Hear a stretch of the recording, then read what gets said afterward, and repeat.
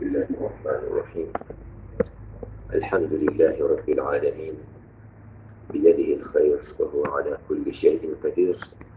نحمده ونستغفره ونؤمن به ونتوكل عليه ونعوذ به من شرور أنفسنا وسيئات أعمالنا ونصلي ونسلم على البشير النذير سيدنا محمد خير خلق الله وأفضل رسله وعلى آله وصحبه وسلم تسليما كثيرا إلى يوم الدين وبعد.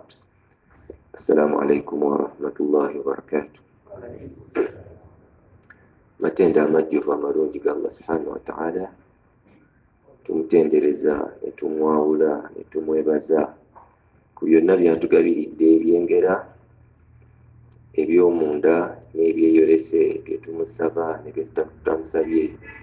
Tugamba nti alhamdulillahi rabbil alamin, ne tumwenenyeza atusonyiwe era atusaasire ku ebyo tuba tutatuukiriza n'ebyo ebituyitirako oba ebitusobako ng'abaana Adamu, kubanga mu butonde bwaffe tulina obutendeevu.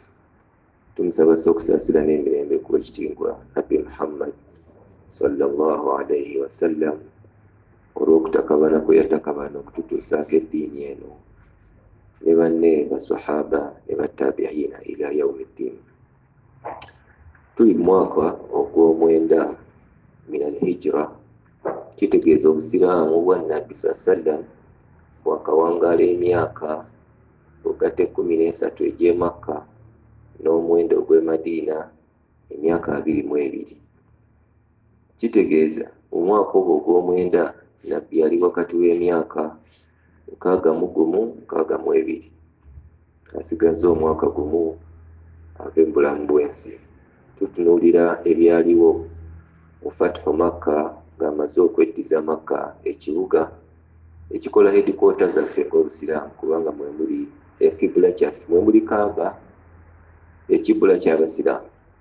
Olwekyo wali buwanguzi bunene nnyo eri Nabbi sallallahu alaihi wasallam n'eri Obusiraamu okulaba nti beddiza Makka.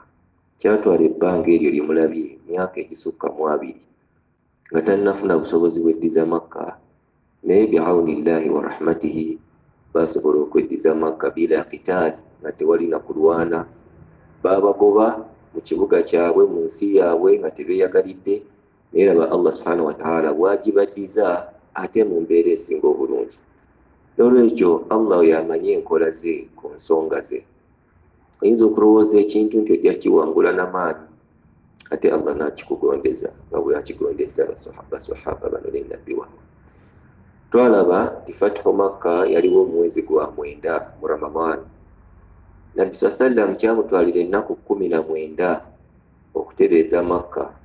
Kyentegeeza yamala mu Makka ennaku 19 ng'amaze ogiwamba. Yeetegereza embeera, waliwo wayinza okuva resistance, waliwo abakyafuguma.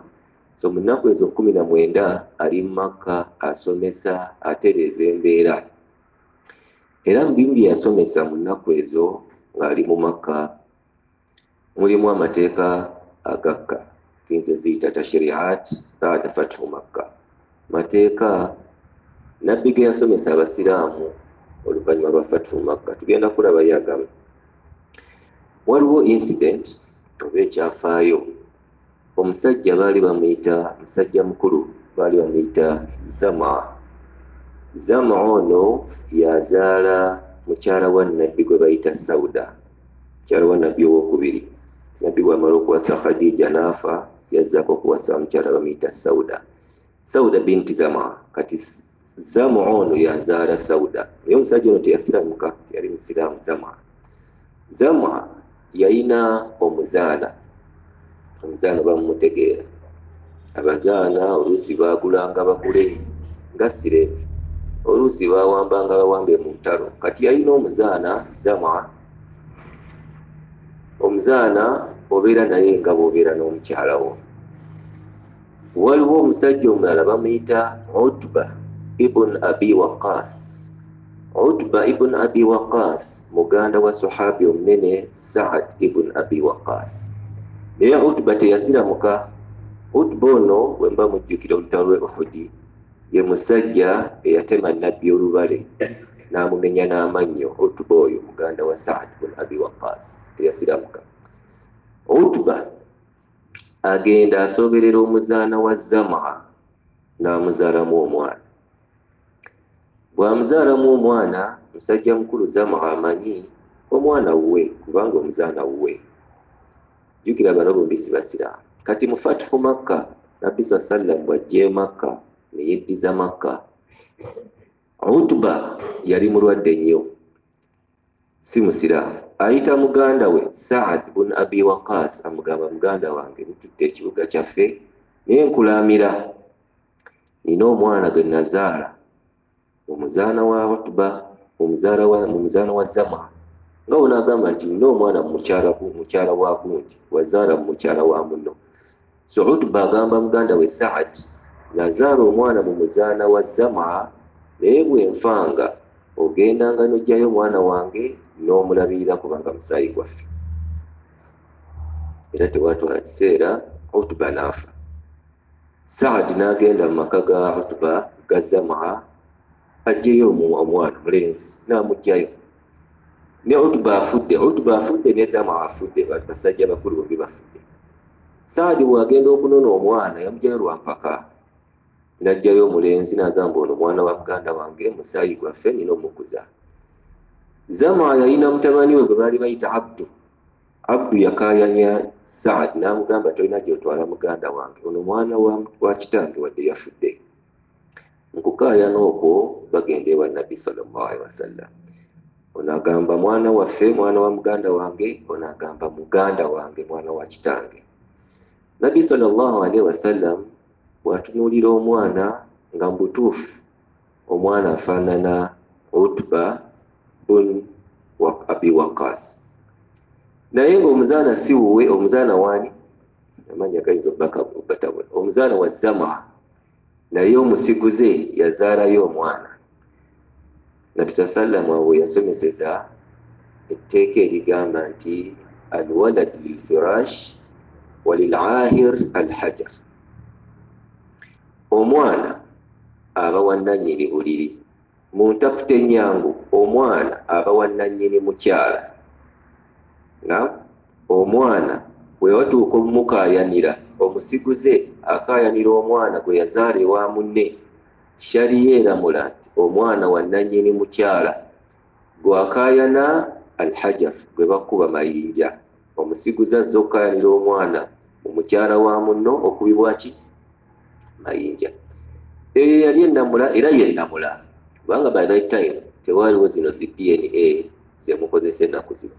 Ate era Nabbi sallam yatunuulira omwana nga ddala ddala mwana wa musiguze amufaanana. Mwana afaanana omusiguze, afaanana Utuba ibn Abi Waqqas, naye n'amugabira, yagamba Abdu twala muganda wo kubanga ono mwana wa kitaawo. Naye n'agamba Sauda, jjukira Sauda mwana wa Zama, amugamba nti wadde ngambye ono mwana gwagabye Sauda bamuyita atya? Taba mwannyina kubanga bonna baana ba Zama, si bwe kiri? Amugamba wadde ono muganda wo mugabye nti mwana wa kitaawo, naye tobeeranga waali nga teweebikkiridde. Ndowooza mulimu amakulu ag'omunda g'oba osika. Alwaladu lilfirash, emabega awo waliwo dibeeti ya DNA we yajjira ennyo. Naye Obusiraamu bwo butubuulira toba toyina nsonyi gw'ogenda mu maka ga munno okayanireyo omwana gwe wazaala mu bwenzi ate n'omutwala, okuggyako ensonga za njawulo. Wano omusiguze ne nannyini muzaana bonna bagamba omwana wange, naye wayinza okugyawo embeera ng'onaagamba oyo mwana si wange. Nannyini mukyala alaba omwana afaanana muliraano, agamba ono omwana si wange. Ekyo kyanjawulo ku kiri. Wano mwembi mumukaayanira, Obusiraamu bumuwa nannyini mukyala. Ono bw'aba agamba omwana si wange, oli ayinza omutwala oba mugende mudyengere. So eryo lyali tteeka kkulu era litufuga nnyo obufumbo bwaffe mu ntambula zaffe. Tokaayanira mwana mu maka ga munno, kubanga ono Utuba teyasobola kugenda mu bulamu bwe kuggyayo mwana, yakiraamira muganda we. nga ojja okufuna obudde naye gendayo bakuwa omwana waffe, naye tebamubawa. Nabbi sallam yamuwa Abdu agenda akuze muganda we. Etteeka eddala Nabbi sallam bye yasomesa abasiraamu, harrama bayu lkhamr walkhinzir walmaita wal asnam. Nabbi sallallahu alaihi wasallam yagaana, yakifuula haramu eri abasiraamu okutunda omwenge n'ebifudde n'amasanamu n'embizi. Ebyo ebintu bina tobikola mu bizinesi. Emabega aya ezakka zaali zigaana basiraamu kunywa mwenge, kulya mbizi na kulya bifudde. Si bwe kiri? hurrimat alaykum almaytatu waddamu wa lahmu alkhinzir wama uhilla lighayri llah, nga aya bwegenda. Eryo etteeka lyali litugaana kulya, mugaaniddwa hurrimat alaykum almayta, ekintu nga kifudde kyokka tebakisaze mu nsala ntuufu, ekyo tokirya. Ne bwebanga ebadde ente ensava, ne bwebadde enkoko togirya. Almayta waddamu, n'okulya omusaayi. Waliyo society nga zo zirya omusaayi, bazirya omusaayi ne basala ekisolo wali n'alya omusaayi, oguli haramu. hurrimat alaykum almaytatu waddamu wa lahmu alkhinzir, era Allah yatugaana okulya embizzi. Kati wano etteeka Nabbi lyaleese si lyakulya wabula lyakusuubulamu. Tokola bizinesi mu bifudde nga gwe omulimu gwo kugenda ku bisibo bya nkoko zifudde z'ogula z'otunda, kugula mbuzi zifudde, nte zifudde, nga mwokola bizinesi haramu. N'atugaana okukola bizinesi mu mwenge. Tokola bizinesi ng'ekwatagana na mwenge. Togunywa, kituufu togunywa, naye toyina kukola bizinesi omusiraamu ng'eri mu layini yaki? Ya mwenge. Ekirala, toyina kutunda masanamu oba bibajje oba biki nga gwe tobisinza naye obikola abantu babigule. Eyo bizinesi Nabbi sallallahu alaihi wasallam ebikola ki? So yagaana ebintu bina. Almaita, tokola bizinesi mu bifu. Walkhinzir, tokola bizinesi mu mbizi. Wal asnam, totunda masanamu. N'ekyokulya kibadde ki? Seka tumenya ebintu bina: embizi, omwenge, amasanamu n'ebifudde. Tokola muki? Tokola mu bizinesi. Basahaba bamubuuza, ya Rasulallah, ate tukkirizibwa okweyambisa amasavu g'embizi? Abaganja okukola bizinesi mu mbizi. Tukkirizibwa okukozesa amasavu g'embizi oba obutto bw'embizi? Ne bawa n'ensonga, kubanga abantu bagakozesa mu kwemulisa, mu kumulisa light. Oli agakoleeza ne gakola ekitangaala, oba bagakolamu kando. Basahaba bamugamba, ya Rasulallah, tusobola okusigala nga tugakola mu kando oba amafuta ge tukoleeza ne twaka? Nabbi sallam n'abagamba ekyo nakyo kiri haramu. Bw'abaganja okukola bizinesi mu mbizi n'ebigenderako nabyo biri ki? Mu fikihi, manyi fikihi mugazi nnyo nnyo nnyo nnyo. Tulina kye bayita usulul fikihi. Mu usulul fikihi era okuwulira baseeka abaasomako ne bagamba balina usuli, bagamba olwa bagenze mu usulul fikihi. Mu usulul fikihi mulimu amateeka mangi, naye mulimu etteeka erigamba nti alwasail taakhudhu hukmu almaqasid. Mu luganda olutuufu kiyinza okunnema okuvunula. Alwasail taakhudhu hukma almaqasid. Ennamula gye tulamula ekintu tusinziira ku end result yakyo. Embangezezzaako kivunula obulungi. Kankube kyakulabirako ng'olyawo kiyinza okuvaayo. Alwasail taakhudhu hukma almaqasid, Nabbi atuganye okutunda omwenge n'okukola ddiiru mu mwenge. Si bwe kiri? Nze ndi mulimi wa mbidde, naye embidde zennima abantu bangi bajja bazigula, naye manyi ono Naaka oba maama Naaka ye waagula embidde akolamu ki? Asogolamu mwenge.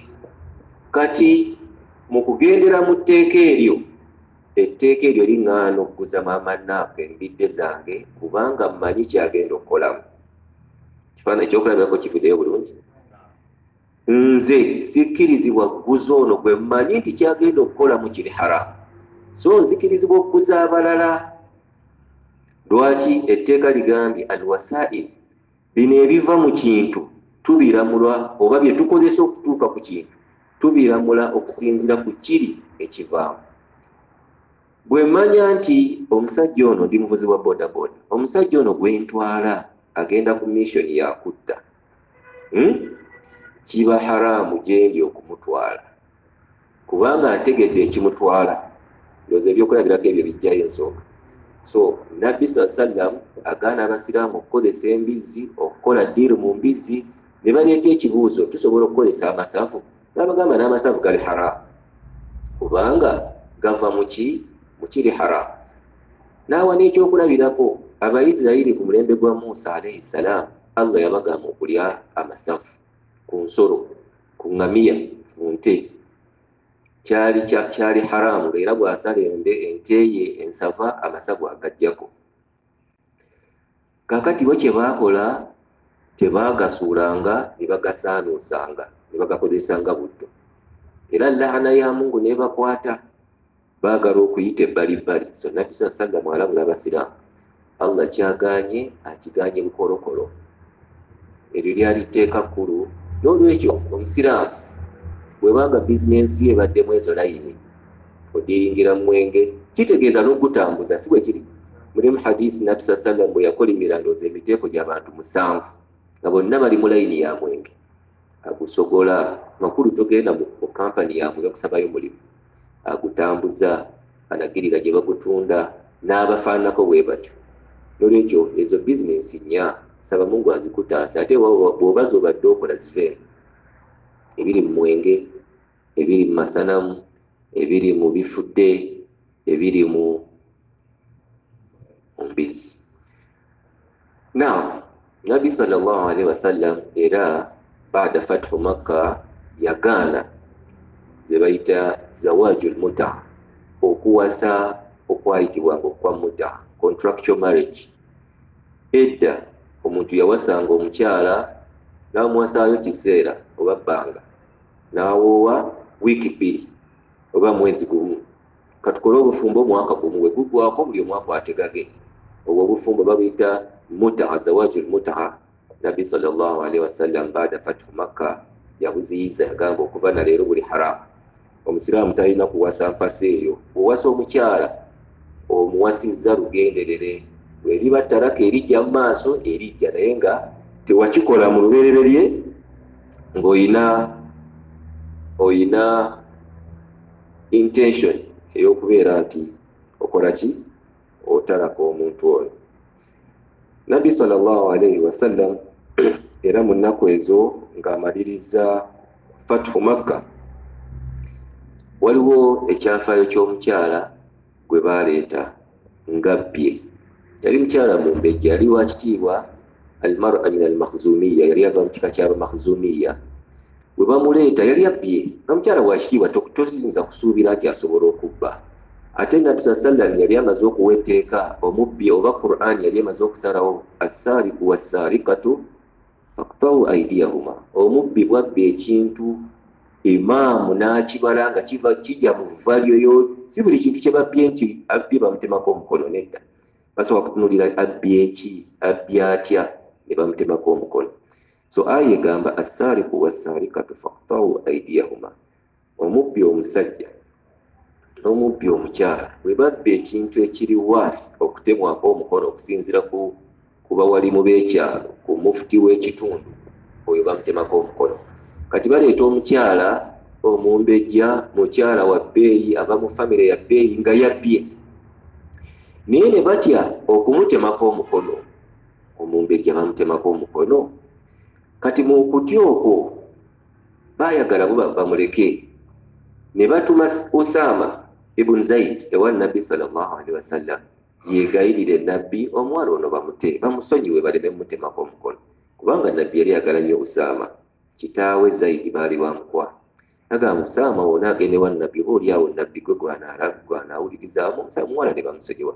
Usaama n'agende wa nabbi yegayirire ya Rasulullah, omuwala wa Makhzumiya yateryabye naye tubadde tusaba omusonyiwe. Nabbi sallallahu alaihi wasallam yakyusa face nga munyiivu n'abagamba nti law sarakat Fatima bintu Muhammad laqata'tu yadaha, newe yandibadde Fatuma muwala wange nga yabbye nandimukoze ki, nandimutemyeko omukono. Bannasiira bagamba nti n'omuwala oli eyali abbye ye yali Fatuma. So agamba nti oyo Fatuma wammwe wadde mulaba wa bbeeyi abbye temwagala mutemako omukono, naye newe yandibadde Fatuma owange nga yabbye muwala wange gwenjagala ennyo nandimutemyeko omukono.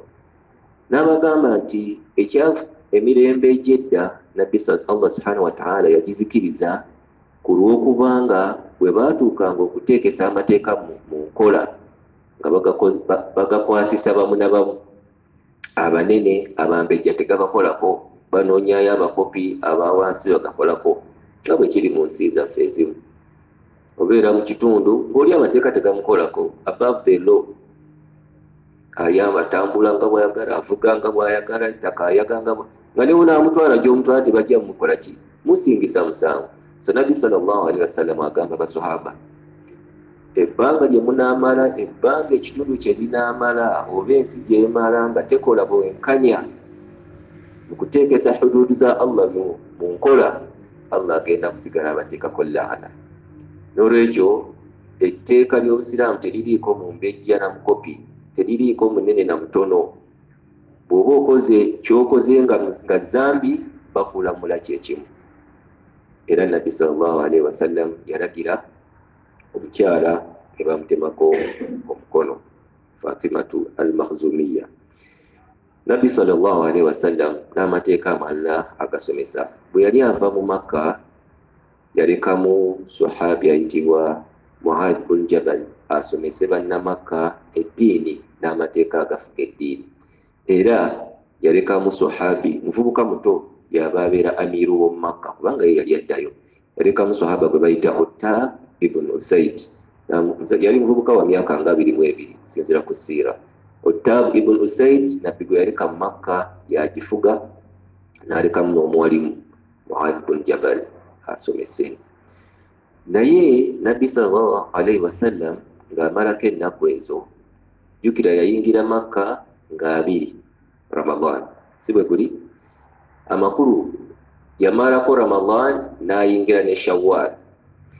Naye aba yeteekateeka okuddayo e Madiina, awulira amawulire waliyo ekika ekyetegeka okujja okulwana okumukuba, kubanga ebika ebyenjawulo n'ebitundu ebyenjawulo byawulira nti Muhammad awambye Makka, byafuna okutya.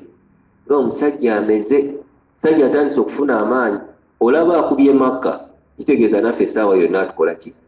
Atulumba.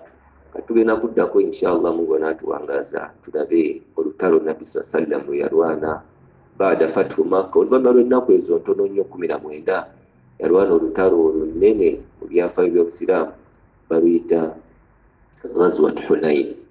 So Ghazwat Hunain Nabbi sallallahu alaihi wasallam agenda kulwana olutalo olwo mu mwaka ogw'omwenda mu mwezi gwa Shawwal.